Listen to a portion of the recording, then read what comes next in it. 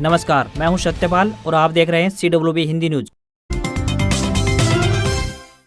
शक संवत 1945, विक्रम संवत 2080। आज बैसाख माह के कृष्ण पक्ष की तृतीया तिथि और दिन रविवार है। तदनुसार अंग्रेजी तारीख 9 अप्रैल सन 2023। आइए सबसे पहले एक नजर डाल लेते हैं दिन भर की सुर्खियों पर। हरियाणा में फसल की मुआवजा राशि तय, डिप्टी सीएम दुष्यंत चौटाला ने किया बड़ा ऐलान। हरियाणा में 24 घंटे में 407 नए केस आए सामने। दिल्ली से सटे जिलों में हाई अलर्ट जारी, बताएंगे पूरी अपडेट। हरियाणा में सेना भर्ती परीक्षा का शेड्यूल हुआ जारी। 17 अप्रैल से 4 मई तक ऑनलाइन होंगे एग्जाम। हरियाणा में फसलों की गिरदावरी पर मनोहर लाल खट्टर का आया बड़ा फैसला, बताएंगे पूरी खबर। हिसार आएंगी राष्ट्रपति द्रौपदी मुर्मू। हरियाणा एग्रीकल्चर यूनिवर्सिटी के दीक्षांत समारोह में होंगी मुख्य अतिथि। 24 अप्रैल को होगा कार्यक्रम। सीआरपीएफ में 1,30,000 पदों पर होगी भर्ती, जल्द शुरू होंगे आवेदन, बताएंगे पूरी खबर। और अब खबरें विस्तार से। अप्रैल महीने के पहले सप्ताह में भी फरवरी जैसे मौसम का एहसास कर रहे लोगों को अब जल्द ही पसीने छुड़ाने वाली गर्मी का सामना करना पड़ रहा है। मौसम का मिजाज अब लगातार गर्म होता चला जाएगा। मौसम गर्म होने के कारण किसानों को अब बरसात में भीगी हुई फसलों को सुखाने में काफी मदद मिल रही है, जिस कारण फसल निकालने का कार्य भी तेज हो गया है। सप्ताहांत तक तापमान के 40 डिग्री सेल्सियस के पार पहुँचने की संभावना है। इसके बाद गर्मी पूरे रंग में आती नजर आने लगेगी। मौसम विभाग के अनुसार बरसात के आसार अभी दूर तक नजर नहीं आ रहे हैं। आसमान में बादल जरूर छा सकते हैं। अगले एक सप्ताह तक तापमान में लगभग हर रोज 1 डिग्री सेल्सियस की वृद्धि दर्ज की जाएगी। अगले सप्ताह के अंत तक तापमान 40 डिग्री सेल्सियस के पार पहुंच जाएगा। इसके बाद गर्मी पसीने छुड़ाना शुरू कर देगी। जिन किसानों ने गेहूं की फसल की कटाई बरसात से पहले ही कर ली थी, वह भी खुले मौसम में फसल सुखाकर उसे निकालने लगे हैं। अगले 3 से 4 दिन में गेहूं की आवक मंडियों में तेज होने के आसार बने हुए हैं।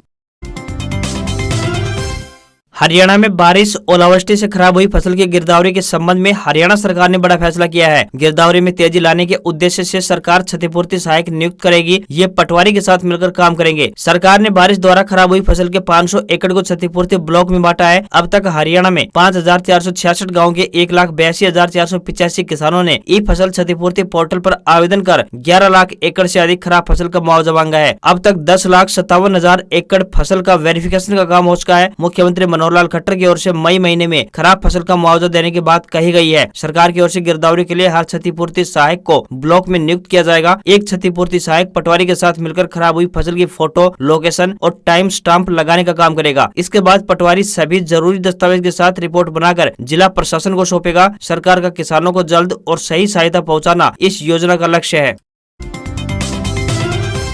हरियाणा के जिला महेंद्रगढ़ में सांसद चौधरी धर्मवीर सिंह ने कहा है कि सरकार ने विकास कार्यों के लिए ई टेंडरिंग प्रक्रिया शुरू करवाकर ग्राम पंचायतों को और अधिक ताकतवर बना दिया है। पहले जब विकास कार्य पूरा होने के बाद अधिकारी अपनी मर्जी से ठेकेदार की पेमेंट करते थे, अब यह पावर सरपंच के पास रहेगी। सरपंच को अगर गुणवत्ता में कोई कमी दिखे तो वह पेमेंट को रुकवा सकता है। इस दौरान अटेली के विधायक सीताराम यादव भी मौजूद रहे। सांसद ने कहा कि इस नई व्यवस्था से अधिकारियों की पावर कम हुई है, न कि सरपंचों की। अब हरियाणा में छोटी सरकार में सभी प्रतिनिधि पढ़े लिखे हैं। ऐसे में हम सबको एक साथ मिलकर अपने गांव व प्रदेश का विकास करवाना है। उन्होंने सभी जनप्रतिनिधियों से आह्वान किया कि वे अपने गांव में विकास कार्यों से संबंधित जो भी प्रस्ताव है उसे ग्राम दर्शन पोर्टल पर अपलोड करवाएं। अब जमाना तकनीक का है, हम सभी को इसे अपनाना होगा।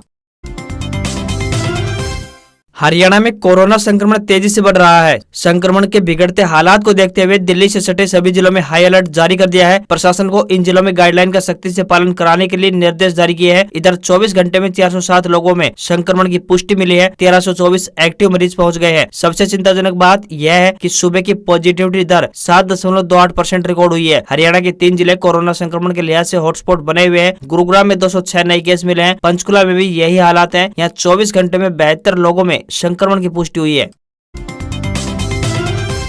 हरियाणा के पूर्व सीएम भूपेंद्र सिंह हुड्डा और चौटाला परिवार के बीच 36 का आंकड़ा है। दोनों पक्षों के नेता एक दूसरे पर समय समय पर कटाक्ष करते नजर आ रहे हैं। इन दिनों जेजेपी कांग्रेस से गठबंधन न होने के लिए पूर्व सीएम भूपेंद्र सिंह हुड्डा को उत्तरदायी ठहरा रहे हैं। इसी बीच पूर्व सीएम भूपेंद्र सिंह हुड्डा रविवार को हिसार आ रहे हैं। हुड्डा डिप्टी सीएम दुष्यंत चौटाला के गढ़ में तलवंडी राणा के ग्रामीणों के धरने पर जाएंगे। यह धरना हिसार एयरपोर्ट के रनवे विस्तार के चलते बरवाला जाने वाले रास्ते को बंद करने के विरोध में लगाया गया है। हुड्डा ऐसे समय में इस धरने पर आ रहे हैं कि जब जेजेपी कांग्रेस के साथ गठबंधन न होने पर दोष उनके ऊपर मर रही है। इसलिए अब हुड्डा हरियाणा के डिप्टी सीएम दुष्यंत चौटाला के ड्रीम प्रोजेक्ट हिसार एयरपोर्ट के विरोध में चल रहे धरने को सियासी हवा देने के लिए पहुंच रहे हैं। दिग्विजय चौटाला के बीते दिन खुलासा करते हुए कहा था कि विधानसभा चुनाव 2019 के परिणाम के बाद गठबंधन और इससे 4 महीने पहले हुए लोकसभा चुनाव के दौरान महागठबंधन में कैसे भूपेंद्र सिंह हुड्डा रोड़ा बने और उन्होंने कैसे अपनी नकारात्मक सोच को दर्शाया था।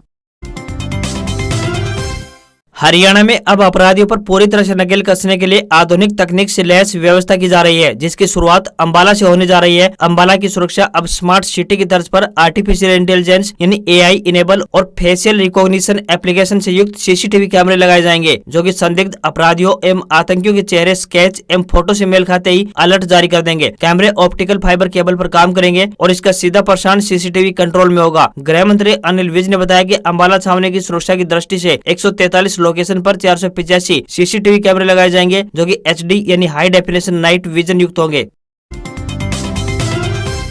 हरियाणा सरकार ने बारिश ओलावृष्टि से खराब हुई फसल की मुआवजा राशि तय कर दी है। किसानों की 75% खराब फसल का सरकार की ओर से 15,000 रूपए मुआवजा राशि दी जाएगी। इसके अलावा 25 से 50% फसल खराब होने पर 9,000 रूपए प्रति एकड़ की मुआवजा राशि दी जाएगी। 51 से 75% फसल खराब होने की स्थिति पर किसानों को 12,000 रूपए प्रति एकड़ सरकार मुआवजा देगी। साथ ही डिप्टी सीएम दुष्यंत चौटाला ने बताया कि फसल खरीद के बाद 48 से 72 घंटे के बीच में किसानों का भुगतान हो जाएगा। देरी पर किसानों को मिलेगा 9% ब्याज सरकार देगी। ब्याज की रकम सीधे किसानों के अकाउंट में भेजी जाएगी। डिप्टी सीएम ने बताया कि प्रभावित प्रत्येक किसान को खराब फसल का मुआवजा सरकार देगी। उन्होंने बताया कि किसानों को मुआवजे की राशि सीधे खाते में ट्रांसफर की जाएगी। इसमें लापरवाही बरतने वाले अधिकारियों को बख्शा नहीं जाएगा।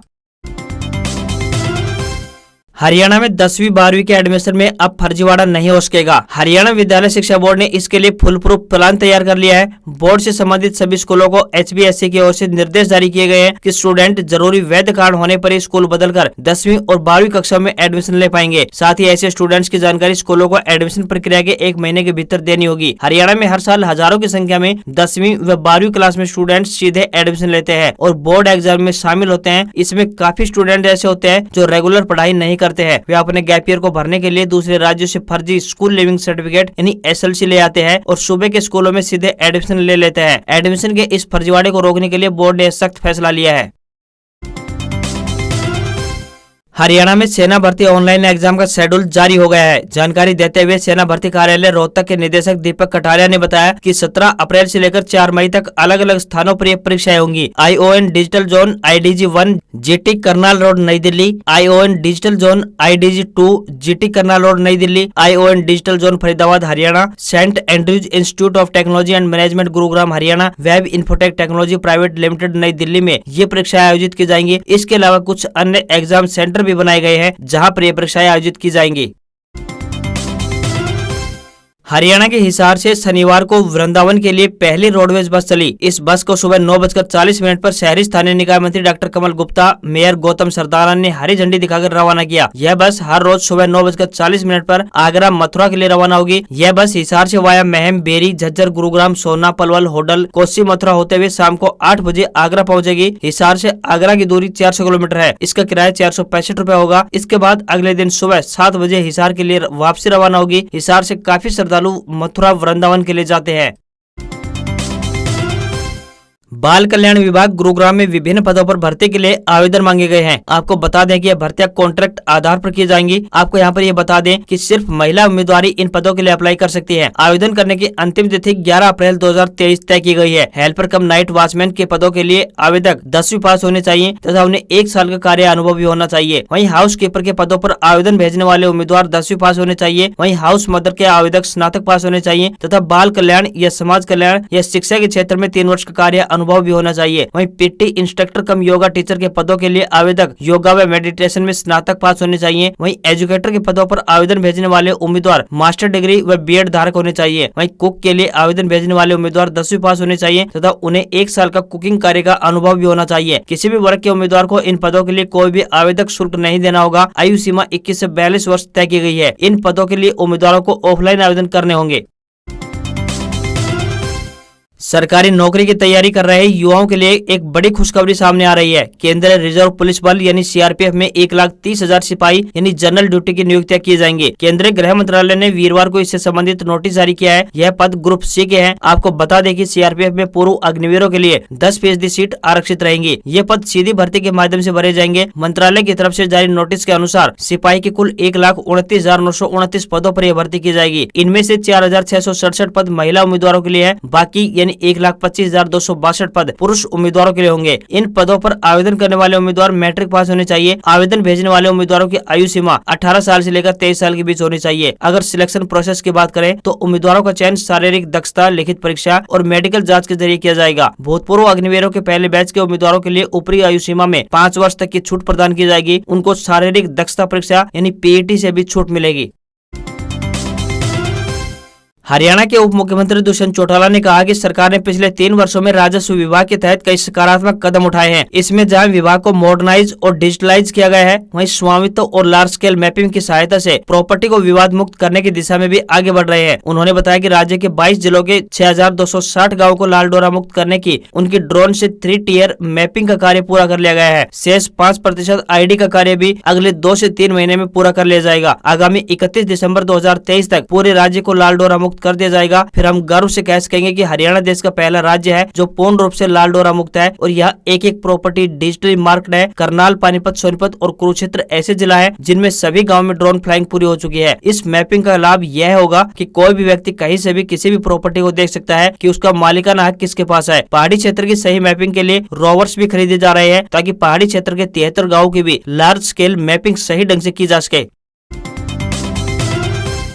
अब प्राइवेट स्कूलों की मनमानी नहीं चल सकेगी। स्कूलों द्वारा अभिभावकों को न केवल निजी प्रकाशकों की किताबें खरीदने को बाध्य किया जा रहा है, बल्कि वर्दी, जूते, जुराब के लिए भी दबाव बनाया जा रहा है। ऐसे में प्रदेश में निजी स्कूलों की मनमानी के विरुद्ध अभिभावकों में रोष है। स्थिति की गंभीरता को देखते हुए अब शिक्षा निदेशालय ने जिला शिक्षा अधिकारियों और जिला मौलिक शिक्षा अधिकारियों को पत्र जारी करके स्कूलों के खिलाफ कार्रवाई के आदेश दिए हैं। माध्यमिक शिक्षा निदेशालय की ओर से प्रदेश के सभी जिला शिक्षा अधिकारी और जिला मौलिक शिक्षा अधिकारी को आदेश पत्र जारी किया है, जिसमें कहा गया है कि वे अपने क्षेत्र के मान्यता प्राप्त विद्यालयों को निर्देश दे कि कोई भी निजी विद्यालय अपने विद्यालय के विद्यार्थियों को अनुशंसित दुकान से पुस्तकें, कार्य पुस्तकें, लेखन सामग्री, जूते, मोजे, वर्दी इत्यादि खरीदने के लिए बाध्य नहीं कर सकता है। यदि किसी भी मान्यता प्राप्त विद्यालय इस नियम का उल्लंघन करता है तो उसके विरुद्ध हरियाणा विद्यालय शिक्षा नियमावली 2003 के अनुसार कार्यवाही की जाएगी। क्षेत्र के निजी स्कूलों की किताबों की अपने अपनी दुकानें फिक्स हैं, जहां पर उनके स्कूल में लगाई गई किताबें उपलब्ध हैं। अभिभावक मोल भाव भी नहीं कर सकते हैं। छोटी कक्षा के सेट की बात करें तो ये करीब 4 से 5 हजार रुपए के मिल रहे हैं।